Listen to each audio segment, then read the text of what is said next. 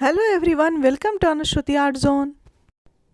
ನಿಮ್ಮ ಮನೆಯಲ್ಲೂ ಈ ತರಹ ಹಳೆಯದಾಗಿರುವಂತಹ ಶರ್ಟ್ ಇದೆನಾ? ಹಳೆಯದಾಗಿ ಉಪಯೋಗಿಸೋದಕ್ಕೆ ಬೇಡ ಅನಿಸಿದ ಮೇಲೆ ಅಂತಹ ಶರ್ಟನ್ನು ನೀವು ಸುಮ್ಮನೆ ಬಿಸಾಕೋ ಬದಲಿಗೆ ಏನು ಮಾಡಬಹುದು ಗೊತ್ತಾ? ಅದನ್ನು ನೀವು ಸ್ಟೋರೇಜ್ ಮಾಡೋದಕ್ಕೆ ಬಳಸಬಹುದು. ಏನು ಸ್ಟೋರೇಜ್ ಮಾಡಬಹುದು ಬನ್ನಿ ಇಲ್ಲಿ ತೋರಿಸ್ತೀನಿ.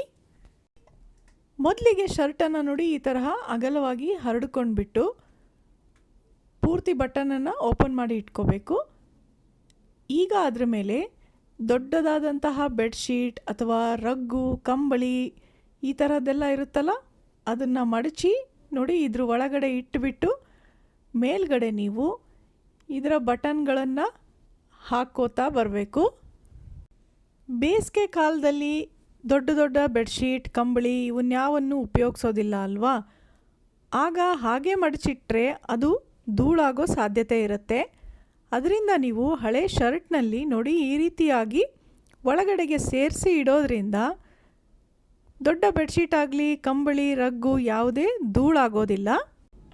ಎಲ್ಲ ಬಟನ್ ಹಾಕಿದ ನಂತರ ಕಾಲರ್ನ ಭಾಗವನ್ನು ಈ ರೀತಿ ಸ್ವಲ್ಪ ಒಳಗಡೆಗೆ ಮಡಚ್ಕೊಂಡ್ಬಿಟ್ಟು ನೋಡಿ ತೋಳಿನ ಭಾಗ ಇತ್ತಲ್ವ, ಅದನ್ನು ಅದರ ಮೇಲ್ಗಡೆಯಿಂದ ತಂದು ಎರಡೂ ತೋಳುಗಳನ್ನು ಈ ತರಹ ಎಕ್ಸ್ ಆಕಾರದಲ್ಲಿ ಸೇರಿಸಿ ಇಡಿ. ಈ ತರಹ ಮಾಡೋದ್ರಿಂದ ಅದು ಪೂರ್ತಿಯಾಗಿ ಕವರ್ ಆಗುತ್ತೆ. ಈಗ ನೋಡಿ 3 ಭಾಗದಲ್ಲೂ ಇದು ಕವರ್ ಆಯಿತು. ಇನ್ನು ಈ ಕೆಳಭಾಗದಲ್ಲಿ ಉಳಿದಿರೋಂತಹ ಶರ್ಟನ್ನು ಈ ತರಹ ಬೆಡ್ಶೀಟ್ ಮಧ್ಯದಲ್ಲೇ ನೀವು ಸೇರಿಸಿ ಇಟ್ಕೋಬಹುದು. ನೋಡ್ತಾ ಇದ್ದೀರಲ್ವ, ಏನನ್ನು ಹೊಲಿಯೋದು ಬೇಡ, ಕತ್ತರಿಸೋದು ಬೇಡ. ಹಾಗೇ ದೊಡ್ಡ ಬೆಡ್ಶೀಟ್ಗಳಿಗೆ ಒಂದು ಕವರನ್ನು ರೆಡಿ ಮಾಡಿಕೊಂಡಾಗ ಆಯಿತು. ಇದನ್ನು ನೀವೀಗ ನೋಡಿ ಈ ರೀತಿಯಾಗಿ ತಿರುಗಿಸಿಬಿಟ್ಟು ಶೆಲ್ಫ್ನಲ್ಲಿ, ಕಬೋರ್ಡ್ನಲ್ಲಿ ಇಟ್ಬಿಟ್ರೆ ಇದು ಮತ್ತೆ ಚಳಿಗಾಲದವರೆಗೂ ತುಂಬಾ ನೀಟಾಗಿ ಇರುತ್ತೆ. ಈ ಶರ್ಟ್ ಧೂಳಾಗಿ ಗಲೀಜಾಯಿತು ಅಂದರೆ ತೆಗೆದು ತೊಳೆದು ಬಿಡಬಹುದು. ಬೆಡ್ಶೀಟ್ ತೊಳೆಯೋದಕ್ಕಿಂತ ಇದನ್ನು ತೊಳೆಯೋದು ಈಸಿ ಅಲ್ವಾ? ನೀವು ಈ ಐಡಿಯಾನ ಫಾಲೋ ಮಾಡಿ ನಿಮ್ಮ ಬೆಡ್ಶೀಟ್ಗಳನ್ನು ಧೂಳಿನಿಂದ ರಕ್ಷಿಸಿ ಇಡಿ. ಇನ್ನು ನೋಡಿ, ಮನೆ ಮುಂದೆ ಪ್ರತಿದಿನ ರಂಗೋಲಿ ಹಾಕ್ತಾ ಇರ್ತೀವಿ ಅಲ್ವಾ? ಕೆಲವರಿಗೆ ಕೈ ಬೆರಳುಗಳಿಂದ ಎಳೆಗಳನ್ನು ಬಿಡೋದಕ್ಕೆ ಅಷ್ಟು ಸರಿಯಾಗಿ ಬರ್ತಾ ಇರೋದಿಲ್ಲ.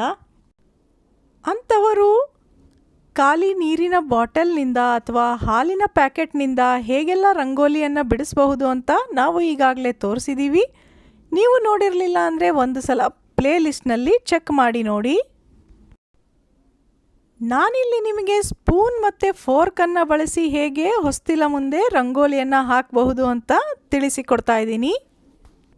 ಇಲ್ಲಿ 2 ಶೇಪ್ನ ಸ್ಪೂನನ್ನು ತಗೊಂಡಿದ್ದೀನಿ. ಒಂದು ಗುಂಡಗಿದೆ, ಒಂದು ಸ್ವಲ್ಪ ಚೂಪಾಗಿದೆ. ಹಾಗೆಯೇ ಒಂದು ಫೋರ್ಕ್ ಕೂಡ ಬೇಕಾಗತ್ತೆ. ಮೊದಲಿಗೆ ನೋಡಿ, ರಂಗೋಲಿ ಪುಡಿಯನ್ನು ಈ ರೀತಿ ಕೈನಲ್ಲಿ ತಗೊಂಡ್ಬಿಟ್ಟು ಅಲ್ಲಲ್ಲೇ ಸಣ್ಣ ಸಣ್ಣ ಗುಂಪುಗಳಾಗಿ ಇಡ್ತಾ ಹೋಗಬೇಕು. ಒಂದು ಮಧ್ಯದಲ್ಲಿ ಇಟ್ಟ ನಂತರ ಅದರ ಸುತ್ತಲಿಗೂ ಕೂಡ ಚಿಕ್ಕ ಚಿಕ್ಕದಾಗಿ ರಂಗೋಲಿ ಪುಡಿಯನ್ನು ನೀವು ಸೇರಿಸ್ತಾ ಹೋಗಬೇಕು. ಇಷ್ಟಾದ ಮೇಲೆ ನೋಡಿ, ಒಂದು ಸ್ಪೂನನ್ನು ತಗೊಂಡ್ಬಿಟ್ಟು ನೀವು ಈ ಚಿಕ್ಕ ಚಿಕ್ಕ ಗುಂಪುಗಳ ಮೇಲೆ ಈ ರೀತಿಯಾಗಿ ಒತ್ತುತ್ತಾ ಹೋಗಬೇಕು.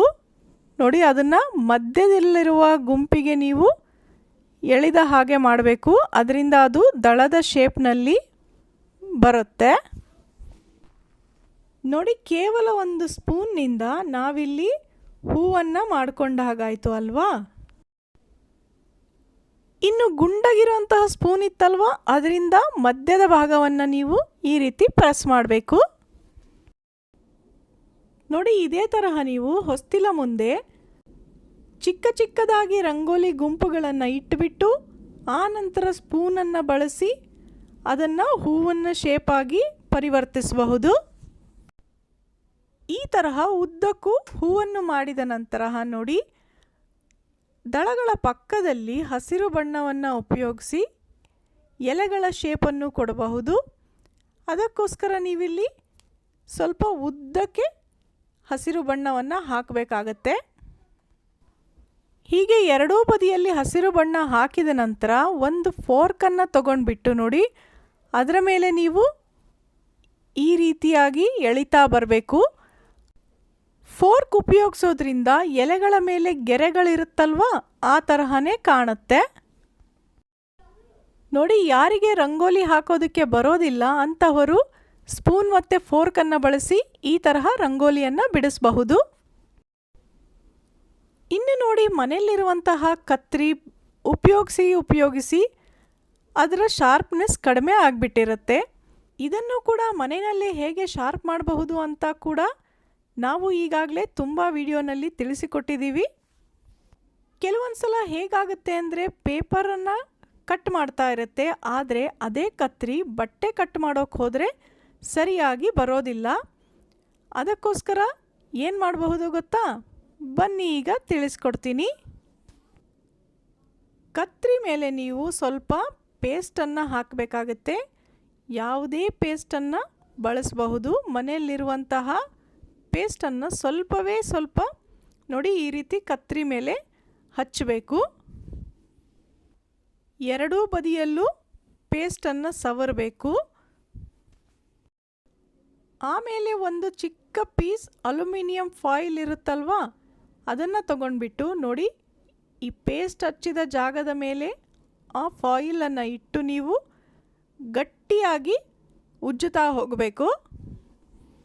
ಎಷ್ಟು ಸಾಧ್ಯನೋ ಅಷ್ಟು ಜೋರಾಗಿ ನೀವಿಲ್ಲಿ ಫಾಯಿಲ್ ಪೇಪರನ್ನು ಉಜ್ಜಬೇಕಾಗತ್ತೆ.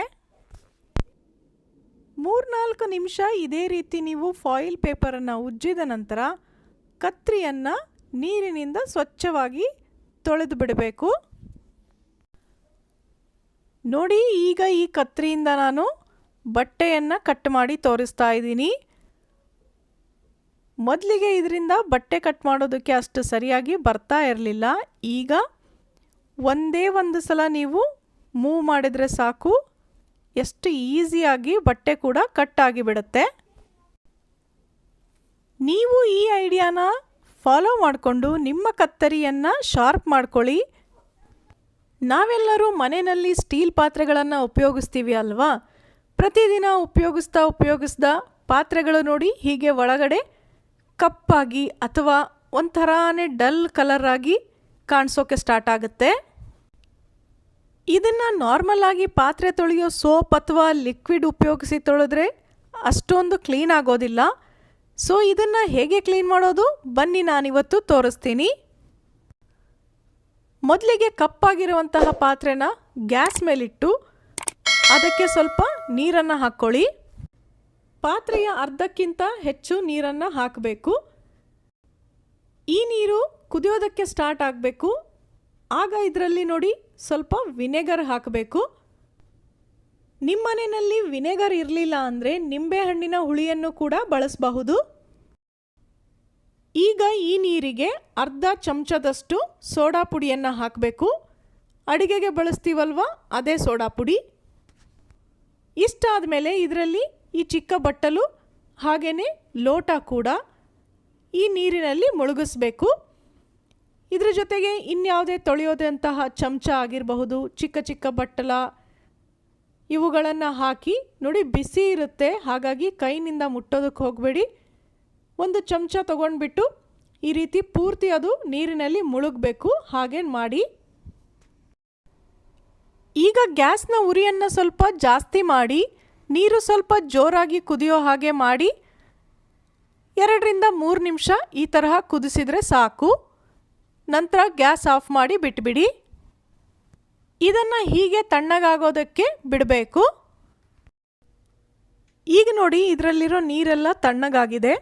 ಆ ನೀರನ್ನ ಚೆಲ್ಲಿಬಿಟ್ಟು ನಂತರ ನೀವು ರೆಗ್ಯುಲರಾಗಿ ಯಾವ ಸೋಪ್ ಅಥವಾ ಲಿಕ್ವಿಡ್ ಉಪಯೋಗಿಸಿ ಪಾತ್ರೆ ತೊಳಿತೀರಲ್ವಾ, ಅದರಿಂದಾನೇ ಸ್ಕ್ರಬ್ಬರ್ ಉಪಯೋಗಿಸಿ ಇವುಗಳನ್ನು ಈಗ ತೊಳಿಬೇಕು.